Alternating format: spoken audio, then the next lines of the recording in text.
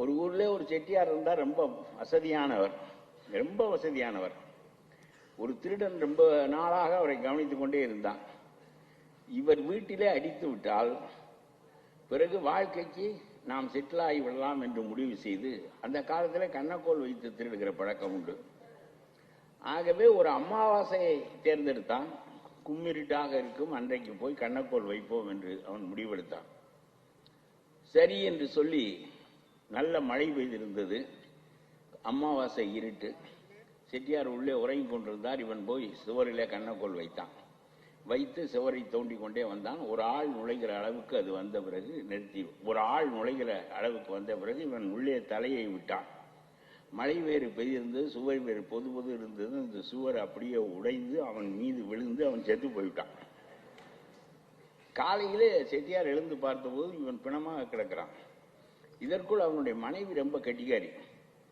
செட்டியார் வீட்டுக்கு போயிட்டு 4 மணிக்கெல்லாம் வந்திருக்கோமே, இன்னும் வரவில்லையே என்று சொல்லி அவள் அங்கிருந்து தேடி வந்தாள். கணவன் பிணமாக கிடப்பதை பார்த்தாள். உடனே நேர அரசனிடம் போனாள். கணவரே, அரசரே, என்னுடைய கணவனை இந்த செட்டியார் கொன்று விட்டார் என்று சொல்லி அவள் ஒரு புகார் அளித்தாள். உடனே மன்னன் என்ன ஏதென்றே கேட்கவில்லை. நம்ம பிஎம்சி திட்டத்தை பற்றி முதல்வர் பேசிய பேச்சு போல உடனே நேர காவலனை அனுப்பி செட்டியாரை பிடித்து கொண்டு வா என்று சொன்னான். வந்தவுடன் மன்னன் கேட்டான், செட்டியார் உன் வீட்டில் தானே செத்தார்? ஆமாம். உன்னுடைய சுவர் இடிந்து விழுந்துதானே செத்தார்? ஆமாம். அப்படியானால் அந்த சாவுக்கு காரணம் நீதானே என்று கேட்டார். செட்டியார் நினைத்தார், அவன் திருடன் கண்ணக்கோல் வைத்து சுவர் உடைந்து செத்திருக்கிறான், ஆனால் மன்னன் கேட்கிறான் உன்னுடைய வீட்டில் செத்தான், நீதான் பொறுப்பு என்று. சரி, இவனிடம் நாம் அது மாதிரி பேசினால் சரியாக வராது என்று சொல்லி உடனே ஆமாம் செத்து போய்விட்டார், ஆனால் அரசே அதுக்கு நான் பொறுப்பில்லை. இந்த கொத்தனார் ரொம்ப சொதவென்று சுவரை கட்டி விட்டார், ஆகவே அந்த திருடன் செத்து விட்டான். நான் கொடுத்த பணத்திற்கு ஒழுங்காக கட்டியிருந்தால் செட்டியார் செத்திருக்க மாட்டார், கொத்தனாரை கேளுங்கள் என்று சொன்னார். கரெக்ட், கொத்தனாரை கூட்டிக் கொண்டு வா என்றான். கொத்தனார் வந்தார். ஆஹா, ரொம்ப முட்டாளாக இருக்கிறான், செட்டியார் போன வழியிலே போக வேண்டியதான் என்று அவன் சொன்னான். அரசே, நான் தான் கட்டினேன், சொத என்று இருந்தது, எனக்கு தெரியாது. இந்த சித்தாள் தண்ணீரை அதிகமாக ஊற்றி கலந்து விட்டாள், ஆகவே இது சித்தாள் பொறுப்பே தவிர என் பொறுப்பில்லை என்றான். மன்னர் கரெக்ட், சித்தாளை கூட்டிக் கொண்டு வா என்றார். சித்தாள் வந்தாள். வந்து சொன்னாள், எப்பவும் ஒரு சின்ன பானையில தண்ணீர் வைத்து வாய் சின்னமாக இருக்கும், அதிலே நாங்கள் தண்ணீர் ஊற்றி அதை கலப்போம்.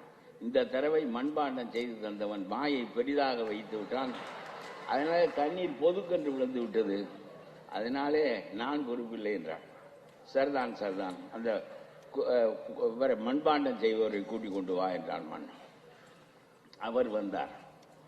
அவர் வந்தவுடன் இவன் கேட்டான், ஐயா, நான் எப்பவும் அளவாகத்தான் வாயை வைப்பேன், இந்த அம்மா சொல்வது சரிதான், ஆனால் நான் அந்த சமயம் அதை வாயை வணைந்து கொண்டிருந்த போது இந்த ஊர் நாட்டியக்காரி அந்த வழியாக போனாள்.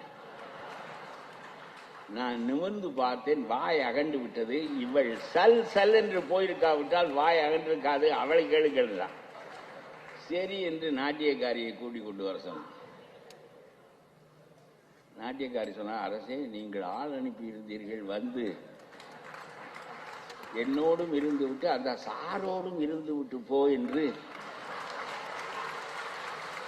நீங்கள் ஆள் அனுப்பி இருந்தீர்கள்.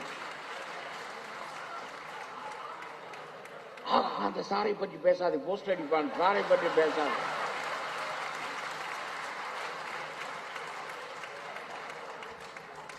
நான் போகின்ற வழியில் குயவனுக்கு இப்படி ஆகிவிட்டது என்று சொன்னால் கேஸ் டிஸ்மிஸ், போங்கடா என்று சொல்லிவிட்டார்.